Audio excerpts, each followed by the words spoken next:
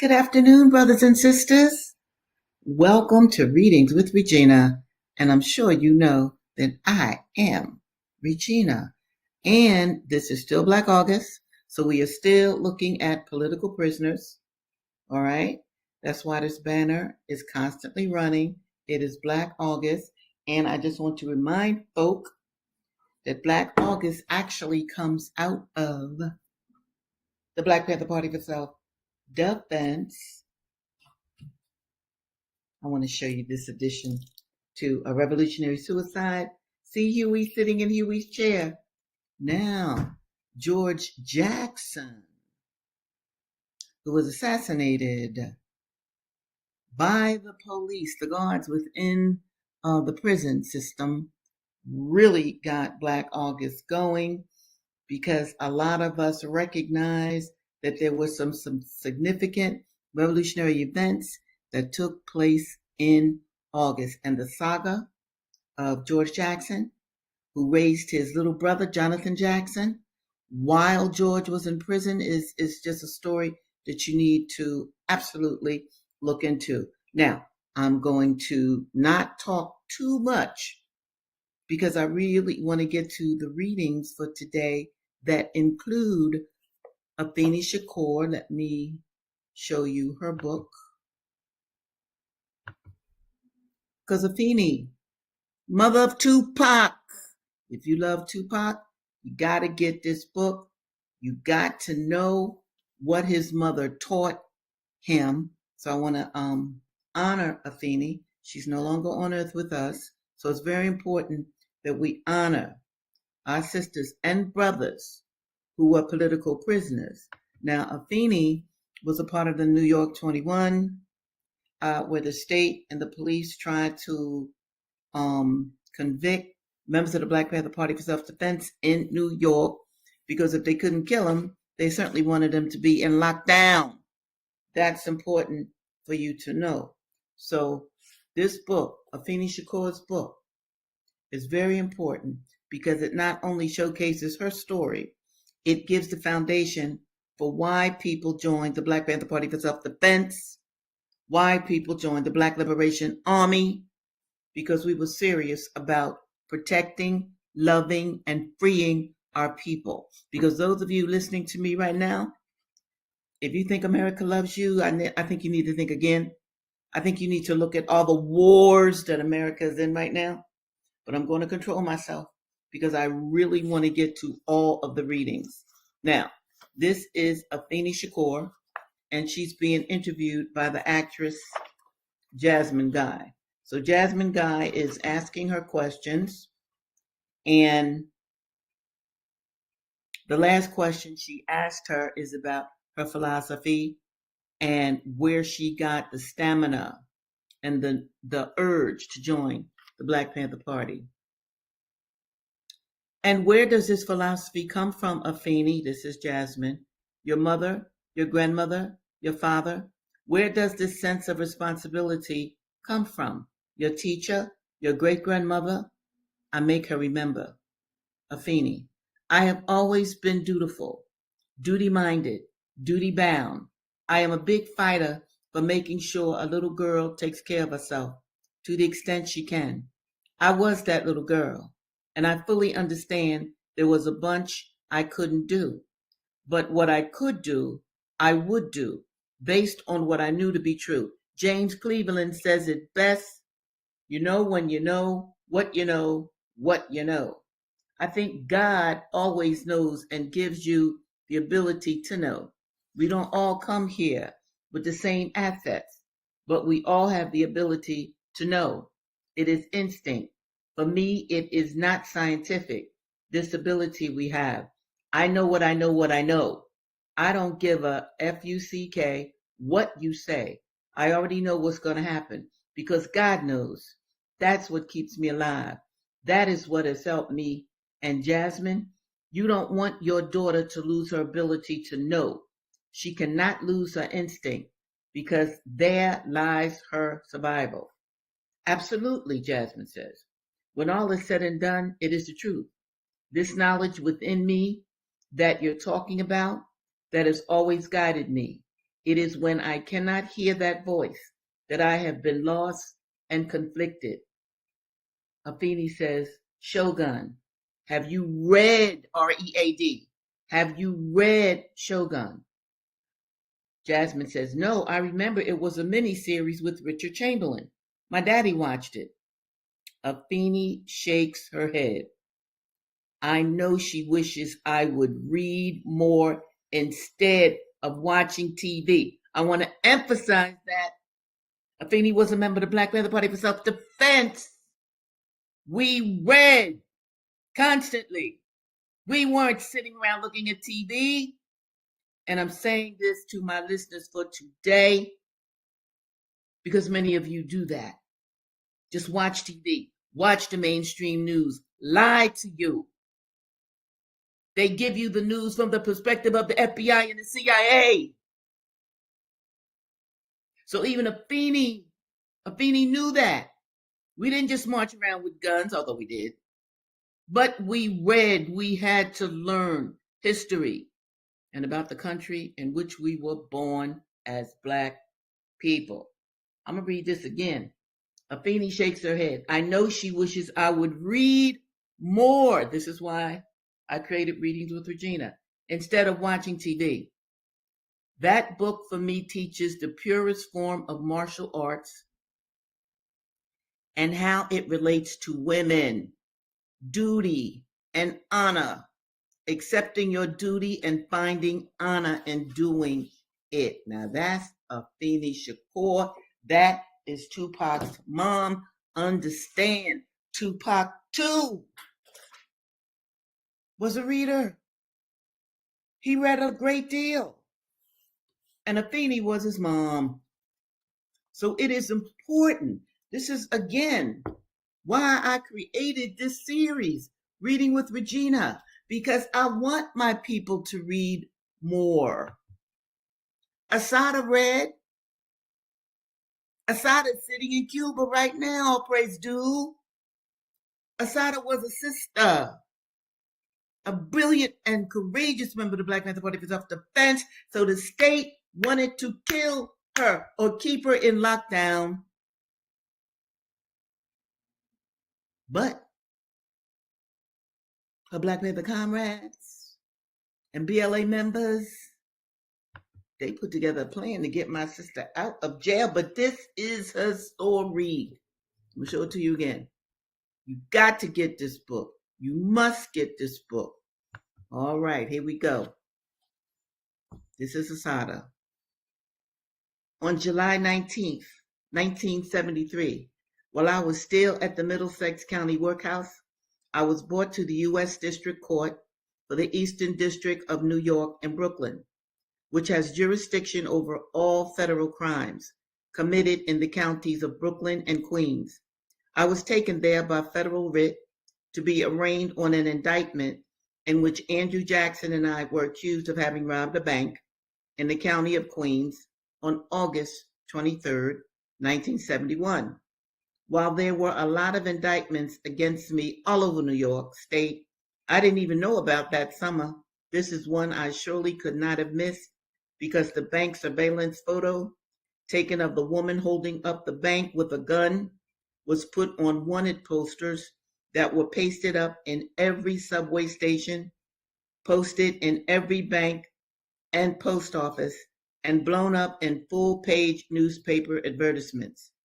They hit the streets on August 24th, 1971, and remained even after my arrest on May 2nd, 1973. Under the photo was the name Joanne Deborah Chesimar. Above the photo were the words, "Wanted for bank robbery, $10,000 reward." After the feds took a mugshot of me and fingerprinted me, I was arraigned, pled not guilty, and was returned to the workhouse on the same day. I heard nothing further about this indictment until January 1st, 1975, when the feds brought me back to the Eastern District Court. Only this time it was to have me photographed. The prosecutor has made a motion to have me photographed in the same angle wearing the same kind of glasses, wig, and dress as the woman who had been photographed by the bank cameras during this robbery. The judge, a notorious racist pig, is sure to grant the motion. I have decided to refuse. As far as I am concerned, the reasons are obvious. You put anybody in a monkey suit and they're going to end up looking like a monkey. Besides, someone had told me about some trick the FBI uses. They take a photo of you in the same angle as the bank photo and superimpose a transparency of the bank photo over it. If you are unfortunate enough to have two eyes, a nose, and lips in more or less the same place, you end up looking like the bank robber, no matter what you really look like. When I was arraigned, I had permitted them to take all the photographs of me they wanted, and that, as far as I was concerned, was enough. We enter the courtroom. The judge is on the bench. The courtroom has been rearranged. FBI agents with cameras are standing on top of tables. A group of federal marshals are buzzing around nervously like flies that smell rot. They are waiting for action. Evelyn is her aunt and her lawyer. Evelyn gets up and says her piece. The judge ignores what she is saying and orders me to be photographed. I refuse, stating my objections as strongly as I can. In a hot second, the marshals and the FBI agents are crawling all over me. They seem to be trying to jerk my head off my shoulders. The judge has ordered that I am to be photographed today, now, and that all the force necessary to take the pictures in the way the FBI wants to take them is to be used. The FBI, the marshals, and I end up on the courtroom floor. You hear this, people? You hear them beating this black woman? With me on the bottom. I hear Evelyn on the background. Let the record reflect that the marshals are twisting my client's arm behind her back. Let the record reflect that the marshals are choking my client. Let the record reflect that there are 5 marshals, 5 men, manhandling my client. Evelyn goes on and on while the marshals twist me, jerk me, strangle me, kick me, and literally try to beat me into submission. The assault goes on and on, with Evelyn putting it blow by blow into the record. Finally, it is over. The marshals lead me back into the holding pen. I lie on the bench like a rag doll, with the stuffing hanging out, feeling like I have just been stampeded by a herd of buffalo. This is Sister Assata, a heroic black woman who loved you so much. She joined the Black Panther Party for self-defense to defend you, black people, you and your honor. She knew that the FBI was setting her up for a bank robbery that she did not commit. This is in the 70s. So you can imagine what they do now. You can imagine what they've done right now to the good Imam, who was once Entrap Brown. Now Imam Amin. He's in his 80s and he's in prison. No, you can't let that happen, people. You have to find organizations that are working to bring him and other political prisoners home. All right, now I'm going to go to Dessa Rose. Dessa Rose is about a sister, 1829. Why can't I find where I am? 1829. She was aboard a coffle. She was enslaved. So I'm now going from the 70s down to 1829. But while she was aboard that coffle, and this is especially for my new subscribers, this is a coffle where bloods are handcuffed, men and women, and they're traveled from one part of the country to another. Well, Dessa, 1829, pregnant, got out of her chains, got the brothers out of their chains, and they took over the coffle. Now, she was scheduled to be hung, but she was pregnant. So they didn't hang her right away. They had her like in a cellar jail. But these brave brothers from the coffle rescued her right on. And they took her to what I'm calling a maroon colony. is a plantation run by this white woman, Rufel. We're going to hear her perspective in a moment.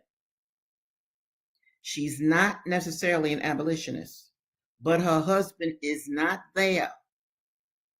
So she's running this plantation alone. On the Black people's grapevine, they have found out about this plantation. So there are groups of runaways on this plantation, and they're keeping it going. They're picking the crops, they're harvesting the crops, and Miss Rufel, she's letting it happen. Her plantation is isolated. Her man is not there. And Dessa was brought there. And what I'm going to read to you is Miss Rufel, a white woman, Miss Rufel's perspective on what is happening and what has happened with Dessa. She doesn't necessarily like Dessa because Dessa has laid her out. Worse, because Dessa was put in the sweat box, tortured, beat, all of this is while she's pregnant, and branded between her legs with a hot iron. She has delivered a baby, but she has no milk. She has no milk in her breast. Rufel has recently had a child, a baby. So Miss Rufel has milk in her breast, and she's been breastfeeding not just the white child, but also the Black child. All right, here's Miss Rufel. The wench began to sit up, she's talking about Dessa, to take notice of her surroundings, though she said little to Rufel, and that in a voice barely above a whisper, eyes downcast.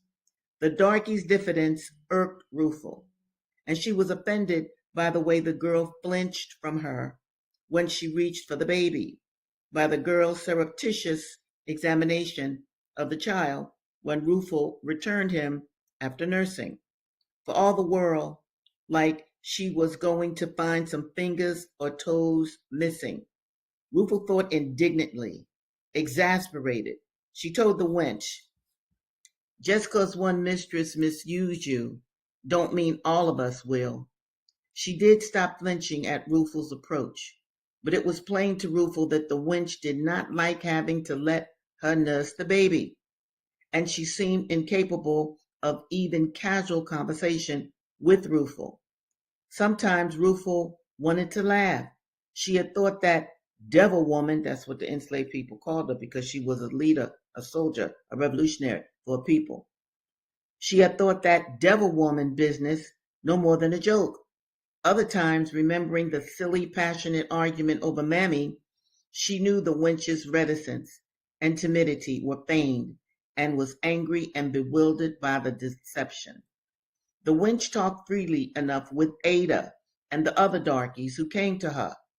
Rufel often heard the murmur of their conversation as she sat in the parlor. Now and then she heard a soft chuckle or muffled giggle and was surprised at how envious the laughter made her feel.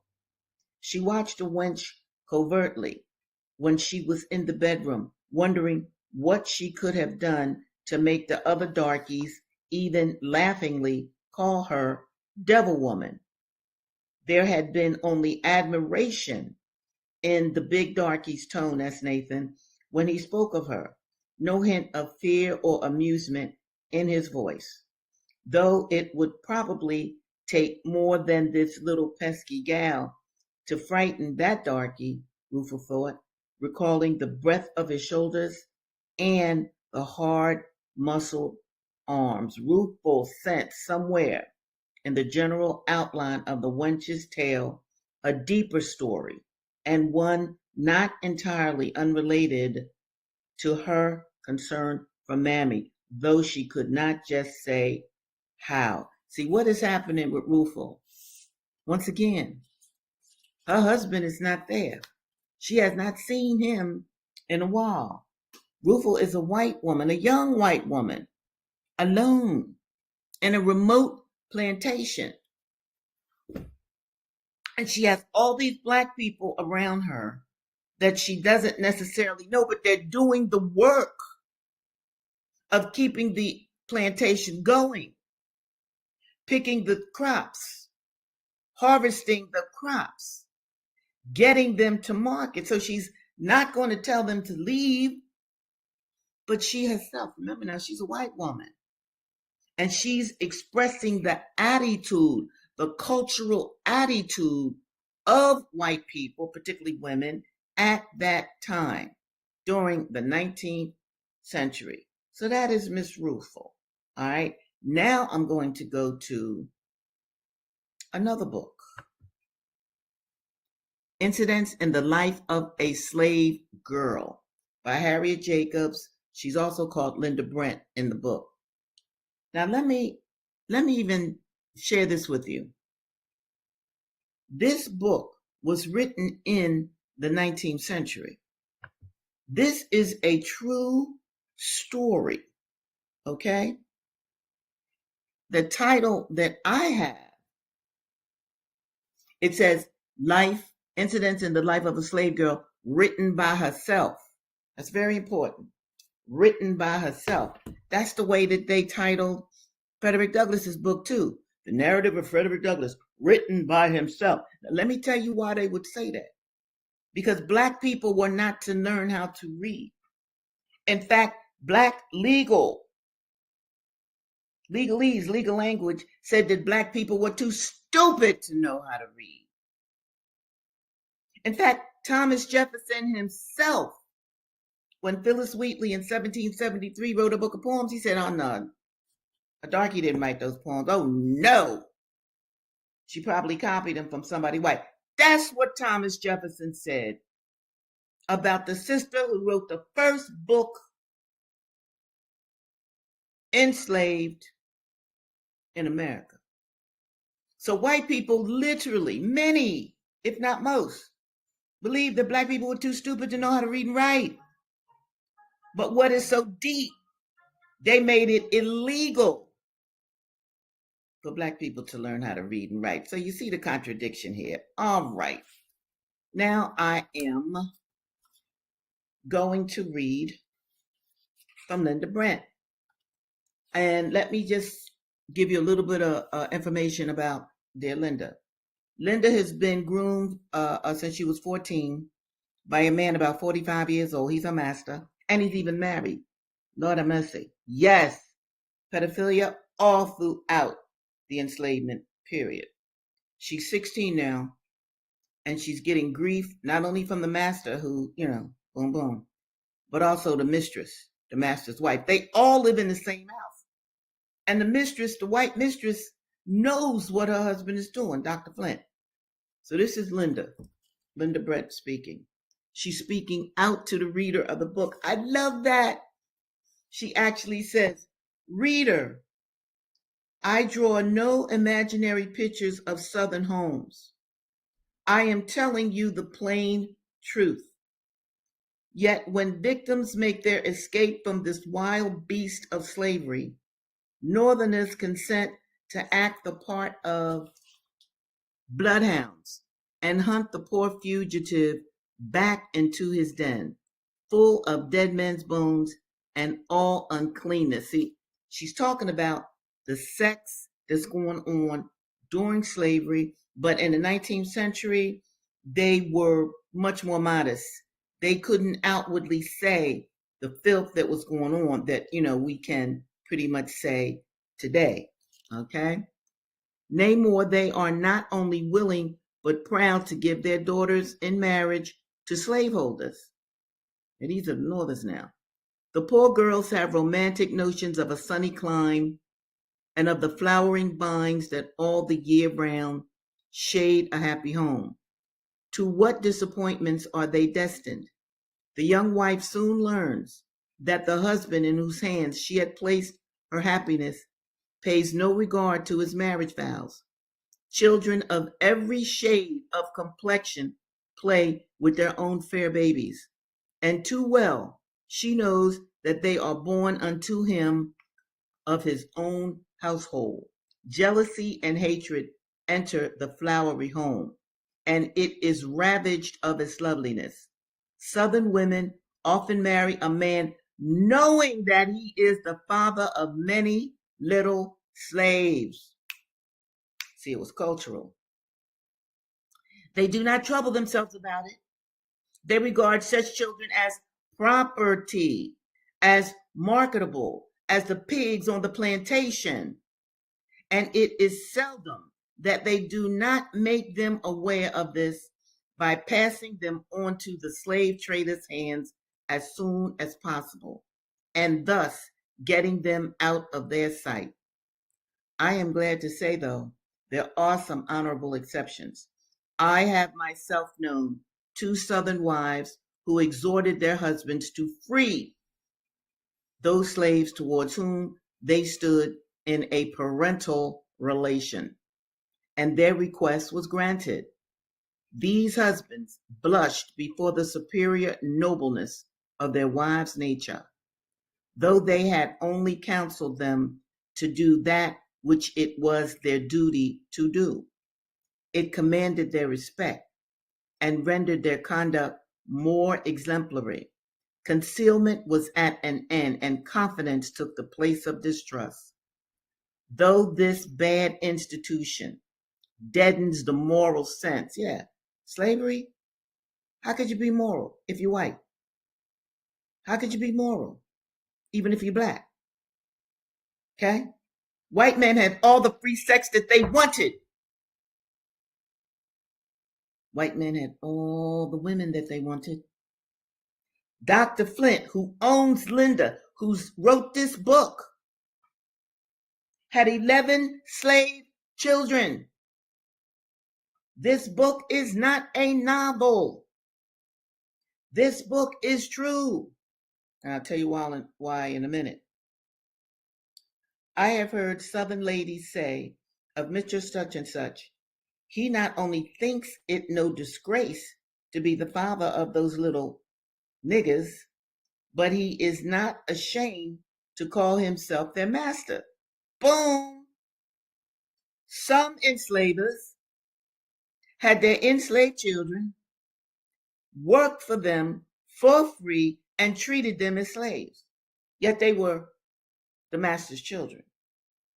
I declare such things ought not to be tolerated in any decent society. Well, they were tolerated. I want to show you this lady too, because she's important. That's Lydia Mariah Child. She is the white abolitionist that made sure that Linda's book got published. So I just want to give a shout out to her. She's very important in 19th century history. Okay, because Linda Brent's book, people did not want to believe that this story actually happened. Well, people like Lydia Mariah Child made sure it got to the press to be printed and that people knew it. Because you see, folk, enslavers wanted slavery to go on forever. So they tried to act like slavery was cool. Slavery wasn't that bad. See, N-words are stupid. They ain't got no civilization. Africa's barbaric. That was a lie too. Later on in the year, I'm going to get to Africa, cultures in Africa, so you can know. And let me tell you this before I go to the next book, Clotel.